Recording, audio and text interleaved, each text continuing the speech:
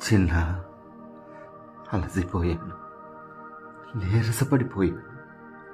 ముసలివాణ్ణి, దయచేసి నన్ను అర్థం చేసుకో. బట్టలు వేసుకోవడం కష్టం, తువ్వాలేదో చుట్టబెట్టుకుంటున్నాను. గట్టిగా కట్టుకోలేను, అందుకే తొలగిపోతూ ఉంటుంది. కసురుకోకు. అన్నం తినేటప్పుడు చప్పుడవుతుంది, చప్పుడు కాకుండా తినలేను. అసహించుకోకు. నీ చిన్నతనంలో నువ్వు కూడా ఇంతే. గుర్తు తెచ్చుకోరా. బట్టలు సరిగా వేసుకునేవాడివి కాదు, అన్నం కూడా అంతే.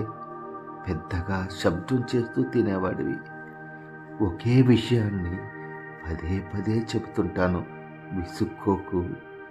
స్నానం చేయడానికి ఓపిక ఉండదు, చేయలేదని తిట్టుకోకు. నువ్వు కూడా చిన్నప్పుడు స్నానం చేయమంటే ఎంత ఏడ్పించేవాడివో గుర్తుందా? తినాలని లేనప్పుడు తినలేను, విసుక్కోకు. కీళ్ళనప్పుడు నడవలేను, ఊతకర్ర నాతోనే ఉండాలి. అది లేనప్పుడు నీ చేయి అందించి నడిపించురా. నీకు నడక వచ్చే వరకు నేను అలాగే నిన్ను వేలు పట్టుకుని నడిపించాను. అందుకేనేమో ముసలివాళ్ళు పసివాళ్లతో సమానం అంటారనుకుంటా.